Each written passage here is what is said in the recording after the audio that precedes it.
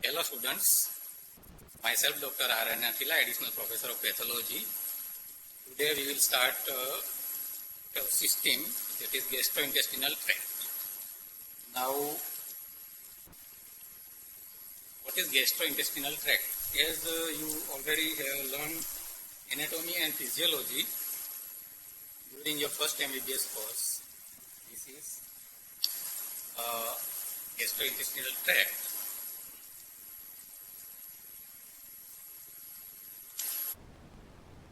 Starts from oral cavity in continuation with the esophagus, stomach, then small and large intestine, and ultimately ends into the anal canal. It is responsible for the intake, digestion of food, absorption of nutrients, and elimination of solid wastes. Different components of gastrointestinal tract includes esophagus, stomach, small intestine, large intestine, and the associated organs which takes part into the absorption, metabolism of nutrients includes gallbladder, liver, and pancreas. So first, esophagus is a muscular tube-like structure that connects your mouth and your stomach. It is 25 cm long, extending from lower border of cricoid cartilage to the cardia of stomach. Stomach is a stretchy bag-like structure that holds your food after you eat. It helps to break food into smaller pieces so your body can use it for energy and nutrition. This is the diagram of stomach. You can see it has 5 anatomical regions. At esophagogastric junction, that is called cardia, then fundus, body, antral region, and pylorus. Pylorus at the gastroduodenal junction. It has mucosal folds, loose mucosal folds in the region of fundus and body. Particularly, they are known as ruga. And at gastroduodenal junction, there is pyloric sphincter muscle. Small intestine, it is a tube-like structure that is 20 feet long. It continues to digest food. Food stays in your small intestine for 4 to 8 hours. This is a diagram of small intestine. You can see here.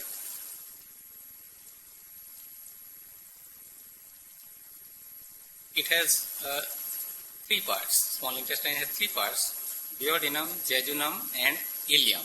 And mucosal surface shows villi-like structure. Villi. Then large intestine. It is a tube that is 5 feet long. It gets waste from small intestine. Waste stays for 10 to 12 hours. And this is a diagram of large intestine. You can see it has different components like cecum, vermiform appendix,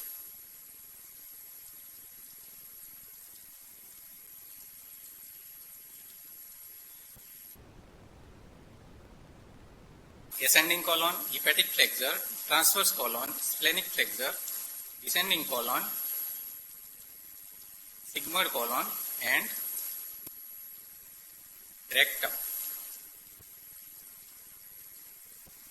Lastly, opens into the anus, anal canal.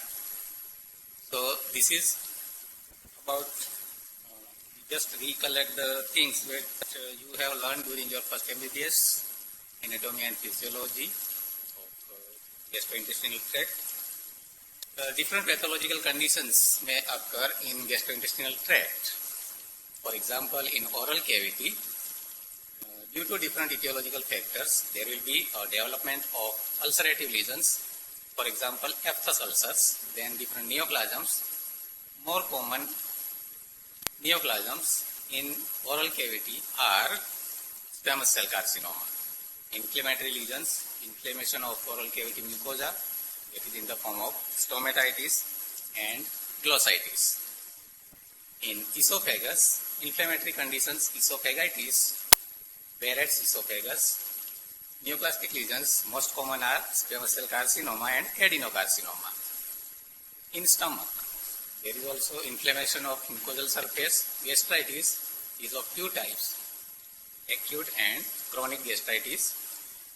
Ulcerative lesions, particularly peptic ulcers. There are two types, acute and chronic peptic ulcers. Then different neoplasms. Most common are gastric carcinoma. Same way in small and large intestine, inflammatory lesions, inflammatory bowel disease, different types of neoplasms. We will learn later on. So today's topic, we will discuss about the peptic ulcer disease. So first of all, definition of peptic ulcer disease. What is peptic ulcer?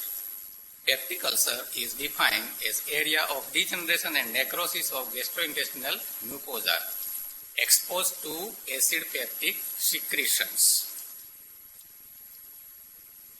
Peptic ulcers may occur anywhere in the gastrointestinal tract, but the most common sites are first part of duodenum and stomach.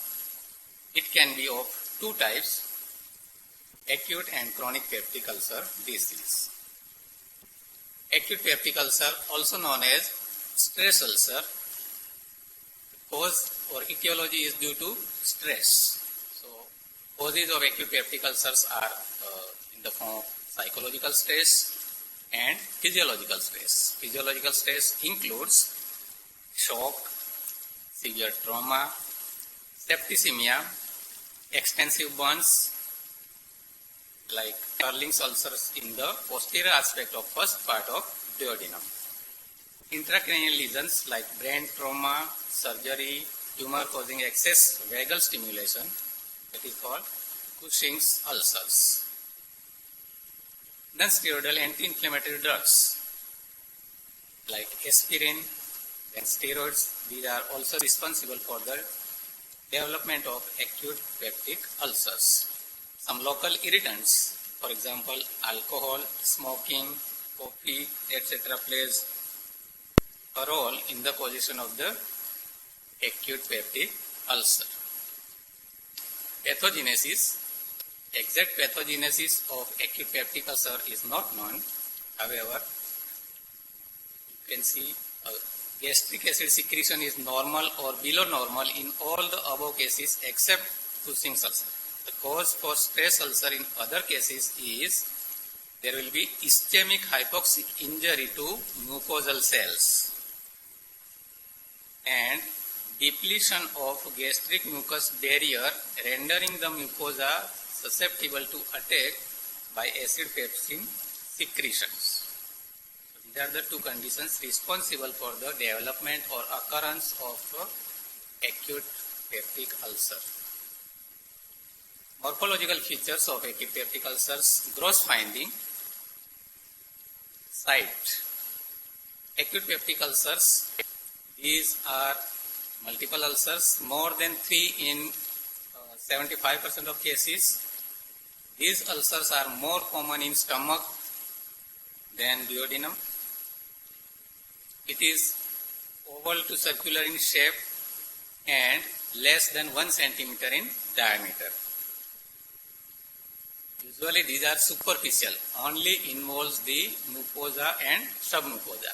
So microscopically they are shallow, do not invade muscular layer.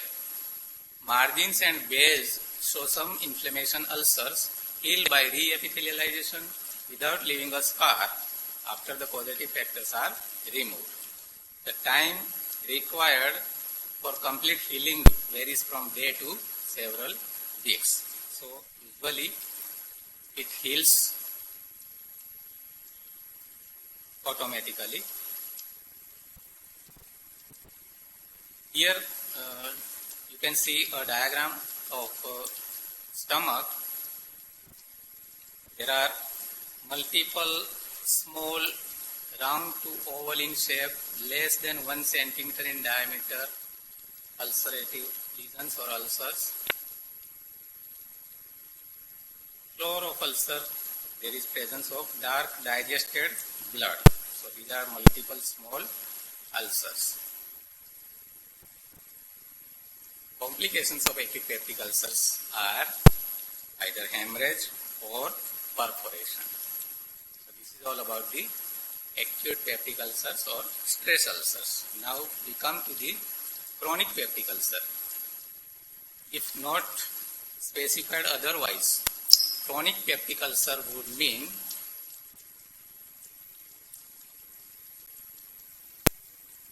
either gastric or duodenal ulcers in which acid pepsin secretions are implicated in their pathogenesis. Peptic ulcers are more common in present day life of industrialized and civilized life. Incidence of peptic ulcer, they are more frequent in middle-aged, elderly individuals. Peak incidence for duodenal ulcer is in the 5th decade, while for gastric ulcer it is a decade later, that is in the 6th decade of life. Duodenal as well as gastric ulcers are more common in males than in females, that is in the ratio of 4:1. Duodenal ulcer is almost 4 times more common than gastric ulcer, and overall incidence of gastroduodenal ulcers being approximately 10% of the male population. Chronic peptic ulcers.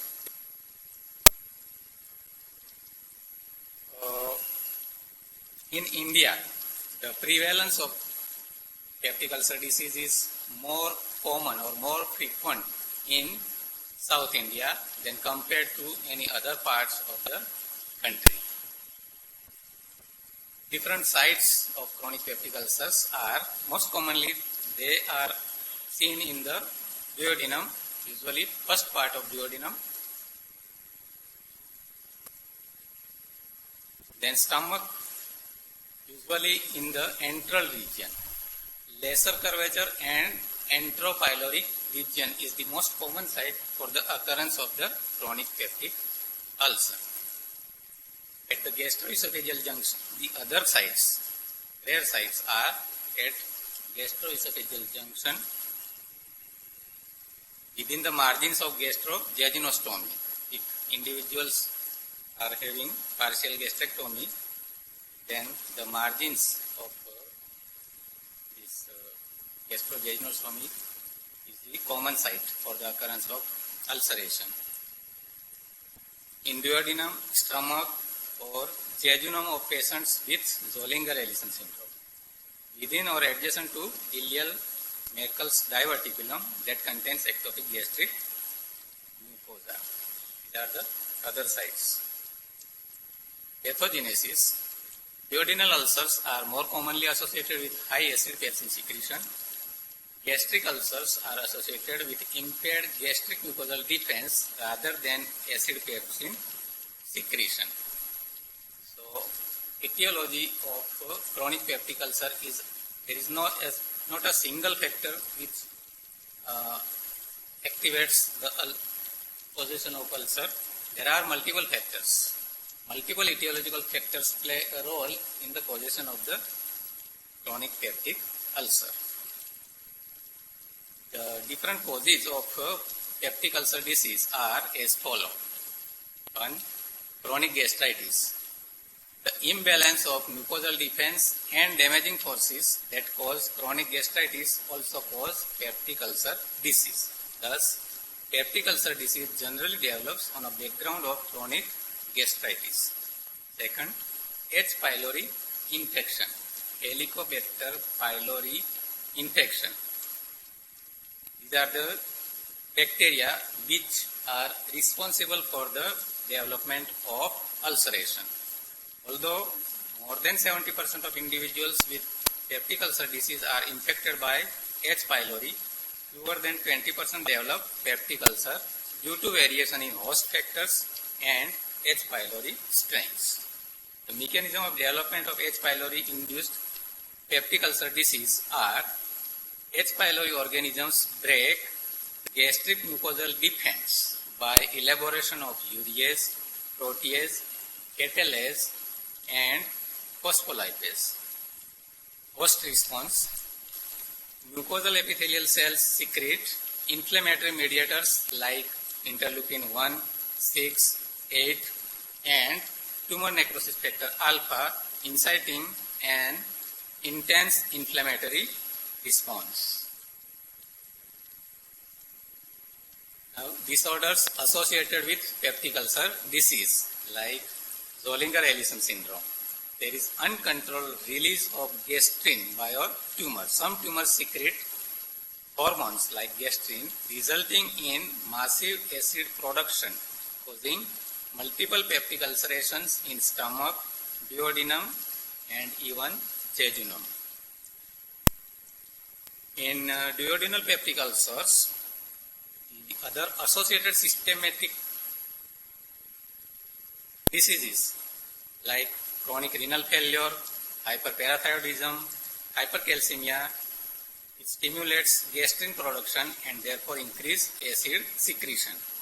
Other disorders like hyperplasia and adenomas of adrenal cortex and anterior pituitary, chronic obstructive pulmonary disease, alcoholic cirrhosis, and chronic pancreatitis. These are the other systematic conditions in which associated chronic peptic ulcers, particularly duodenal peptic ulcers, are developed. Some local irritants associated with peptic ulcer disease. Continuous use, chronic use of non-steroidal anti-inflammatory drugs, which causes direct chemical irritation while suppressing prostaglandin synthesis, which is necessary for mucosal protection. Non-steroidal anti-inflammatory drugs like aspirin, indomethacin, ibuprofen. Chronic use of these drugs may cause direct cytotoxic effect on the mucosal surface and occurs at the site of mucosal surface ulceration. High-dose corticosteroids which suppress prostaglandin synthesis and impair healing. Cigarette smoking which impairs mucosal blood flow and healing. Other irritants like heavily spiced food and alcohol. These are the other irritant or irritative substances that may cause development of ulceration. Some psychological factors. Individuals with psychological stress, anxiety disorders, type A personality have increased gastric acid production. Genetic factors. Individuals with blood group O and with HLA-B5 antigen are more prone to develop peptic ulcer disease. So these are the different etiological factors which play a role in the causation of the peptic ulcer disease. You can see here a diagram. This is a mucosal surface. Green area shows mucus which secretes by the lining mucosal cells, columnar lining epithelial cells of the mucosa, which makes a protective barrier to this mucosal surface. So whenever there is imbalance between damaging forces and defensive forces, these are defensive forces and these are damaging forces, which ruptures this mucosal barrier ultimately leads to damage of this epithelial mucosal lining and there will be occurrence of the ulcer. So whenever there is impaired defense, increased damage or impaired defenses which may lead to development of ulceration. Now morphology. Gross appearance. ulcer site. Peptic ulcers are 4 times more common in duodenum than stomach. Duodenal peptic ulcer usually seen in proximal duodenum within few centimeters of pyloric wall along anterior wall. Anterior duodenal wall is most commonly affected. Then gastric peptic ulcer seen along lesser curvature in region of pyloric antrum. So in stomach, lesser curvature and antropyloric region is the site for the development of ulceration, which is more commonly on posterior wall rather than the anterior. So in duodenum, anterior wall is more commonly affected, while in stomach, usually antropyloric region, lesser curvature, and usually posterior wall is more affected. Other uncommon locations are cardia, marginal ulcers, and Meckel's diverticulum. These chronic peptic ulcers are usually single or solitary lesions in more than 80% of patients. Size of ulcer is usually 1 to 3 centimeter in diameter. They are usually deep ulcers. Shape, usually they are round to oval in shape with sharply punched out edges in the level of the surrounding mucosa. Base of ulcer is smooth and clean as a result of peptic digestion of exudate. Blood vessels may be evident in the base of the ulcer. Mucosal margin may overhang, particularly on the upstream side, but is usually in level with the surrounding mucosa. Margins are usually smooth in the level of the surrounding mucosa, and the surrounding mucosal folds radiates towards the ulcer, which give rise to a spoke of gill-like appearance. Lift up margins are more characteristic of cancers. Depth.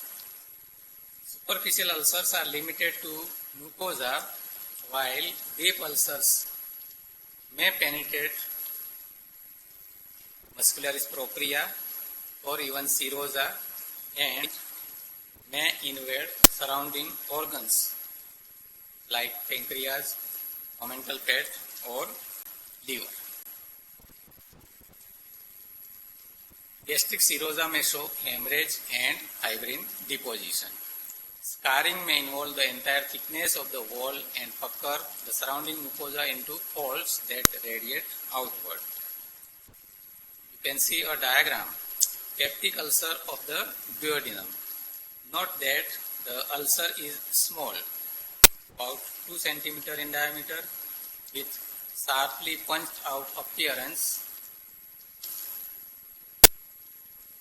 Right, so this is a ulcer, and base is usually clean due to digestion by the pepsin, acid pepsin.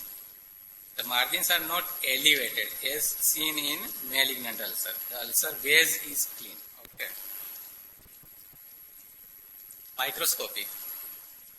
Acute and subacute chronic peptic ulcers are usually healed by reepithelialization.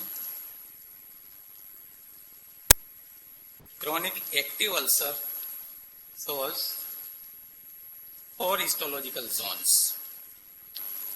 First, necrotic zone that forms the floor of ulcer and is composed of a thin layer of fibrinoid debris.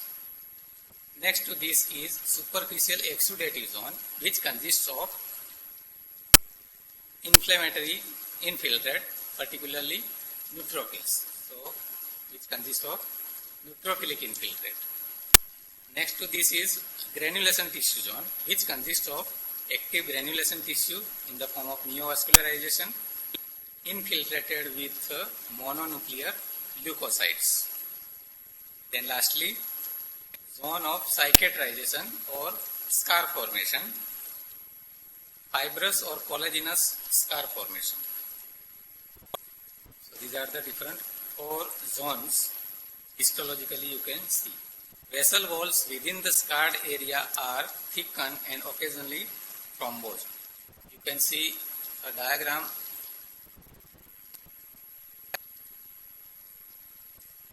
of microscopic appearance of peptic ulcer.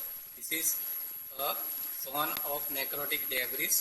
Next to this is non-specific acute inflammation, particularly neutrophils are infiltrated within this zone. And below this is a granulation tissue zone. Here you can see mononuclear cell infiltration, particularly lymphocytes and histiocytes. And lastly, fibrous scar formation, fibrosis. So this is a diagram of microscopic appearance of a peptic. Complications of peptic ulcer. First, obstruction.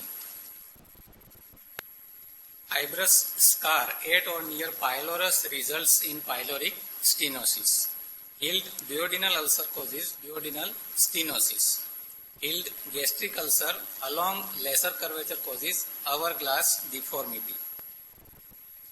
Then, hemorrhage. Minor bleeding occurs due to erosion of small blood vessels in the base of ulcer detected by occult blood in stool. Severe blood loss may result in hematemesis or melena. Chronic blood loss may result in iron deficiency anemia.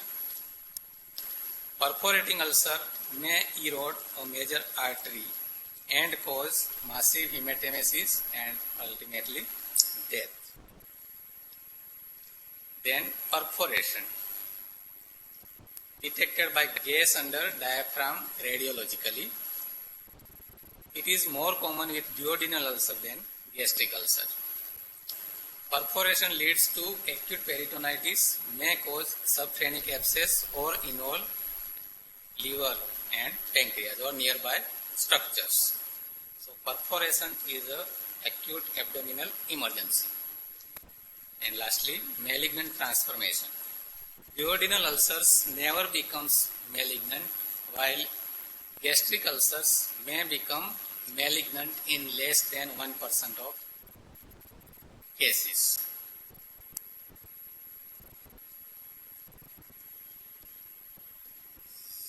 Clinical features, as we have already discussed, age of occurrence of peptic ulcer disease. Peak incidence of duodenal ulcer is in the 5th decade of life, while for gastric ulcer it is a decade later, that is in the 6th decade of life. People at risk. Duodenal ulcer occurs more commonly in people with more stress and strain of life. For example, in individuals like executives, leaders, while gastric ulcer is seen more often in laboring groups or labor workers. Pain. In gastric ulcer, epigastric pain occurs immediately or within 2 hours after food and never occurs at night. Okay? While in duodenal ulcer, pain is severe, occurs late at night and is usually relieved by food. So, clinically also you can differentiate between either gastric ulcer or duodenal ulcer. Vomiting, which relieves pain in patients of gastric ulcer, while duodenal patients rarely have vomiting.